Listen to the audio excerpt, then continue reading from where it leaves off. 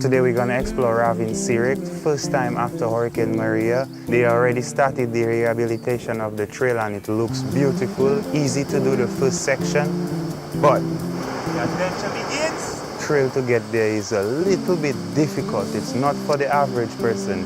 So we say experienced hikers slash climbers, you should be okay. Be very careful. Straight down. It is dangerous, but when we get there, the beach is spectacular.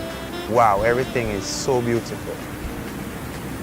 Some real serious down climb over the cliff, but it was all worth it. Absolutely beautiful black sand, lovely waterfall, amazing.